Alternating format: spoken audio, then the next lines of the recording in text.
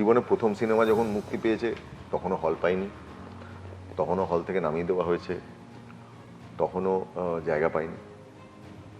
আর জীবনের আগের বছরের সিনেমা যখন হয়েছে তখনও একই ঘটনা ঘটেছে। তো 2011-তে যা ঘটেছে 2025-এ এসেও একই ঘটনা ঘটেছে, একই রকমভাবেই রয়েছে। তো 2026-এ জানি না নতুন কিছু হবে কিনা। যদি নতুন কিছু হয় আমি বুঝবো যে তাহলে হয়তো দেখা হচ্ছে, অন্যরকমভাবে দেখা হবে। ইন্ডাস্ট্রিতে ব্যান কালচার দীর্ঘ বছরের একটা সমস্যা।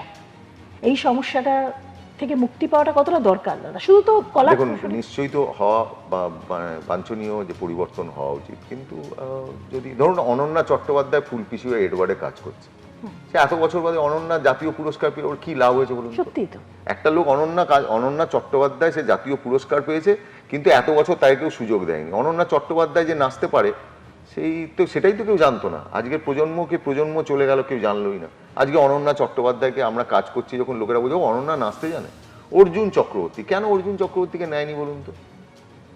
বহু বছর নেয়নি কেন? কে নেয়নি কেন? আমি তো সেটাই বুঝতে পারছি না। আজকে যখন অর্জুনদাকে দিচ্ছে, অর্জুনদা কাছে যখন যাচ্ছি, সেটাই তো লোকেরা সবাই কেউ কেউ বলছে অর্জুন চক্রবর্তী এখনো অভিনয় করে। এটাই তো এটাই বক্তব্য যে আমাদের ইন্ডাস্ট্রিতে এখনো এরকম প্রচুর অভিনেতা অভিনেত্রী আছে যাদেরকে নেওয়া হয় না। তাদের জন্য একটা মিথ চালু হয়ে যায়, ওমা ওকে নিও না। আমি যখন কাজ করতে, আমাকে বহু ক্ষেত্রেই আমি যখন কোনো শিল্পীকে নির্বাচন করতে যাই, আমরা যখন কাজ করতে যাই, তখন আমাদের ক্ষেত্রে প্রথম এই জিনিসটা শুনতে হয়, ওই শিল্পী নিও না, ও দেরি করে আসে, ও খারাপ, ওর অমুক প্রবলেম আছে, ওর এই জায়গায় আছে, ওর এরকম সমস্যা, ওকে নিলে এরকম শুনতে হয়, ওকে নিলে ছবি ফ্লপ করে যাবে, ও অপয়া। এটা ইন্ডাস্ট্রির লোকেরাই বলে। ঠিক। আর আমার কথা হচ্ছে, যত তুমি আমায় না বলবে, এটা একজন শিল্পীকে আমি রক্তবীজ 2-র সময় একজন শিল্পী আর একজন শিল্পী সম্পর্কে আমায় বলেছিল যে তুমি ওকে নিও না, তোমার খারাপ হবে। তো আমি বলেছিলাম, স্বয়ং ঈশ্বর এসেও যদি আমায় বলেন যে তুমি ওকে নেবে না, আমি তাও নেব। তার কারণ আমি শিল্পের কাছে, আমি শিল্পী হিসেবে আমার বক্তব্যটা হচ্ছে, ওই শিল্পীকে আমি নির্বাচন করেছি, আমি নেবো মানে আমি নেবো, তাতে যা খুশি ঘটে যাবে। তো আমার কথাটা হচ্ছে, তুমি আমাকে যত না বারণ করবে যে তুমি নেবে না, তত আমি নেব। সোহিনী সেনগুপ্তকে যেদিন ইচ্ছের জন্য নেবার চেষ্টা করেছি, সেদিন সমস্ত ইন্ডাস্ট্রি আমায় না বলেছে যে এই মোটা মা চলবে না।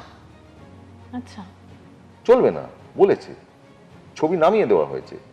এবং সোহিনীকে যখন নেওয়া হয়েছে তখন এরকম হয়েছে, এই ইন্ডাস্ট্রির অন্যতম সফলতম প্রযোজক, সে সিনেমাটা দেখে বেরিয়ে এসে আমায় বলেছে আমার বমি লাগছিল, বমি পাচ্ছিল সোহিনীকে দেখে, আপনি সোহিনীকে নিয়েছেন বলে সিনেমাটা আরো ফ্লপ করে যাবে। আমি বললাম তাই? মানে রিলিজের আগে? হ্যাঁ, তখন কিন্তু ছবিটা একটা ছোট স্ক্রিনিং ছিল, তখন বলেছিল। তো আমি বলেছিলাম যে করে যাবে, তাতে কি আছে। তা আমার ইচ্ছে হয়েছে আমি সোহিনীকে নেবো, তা আপনি তো কিছু করতে পারেন না।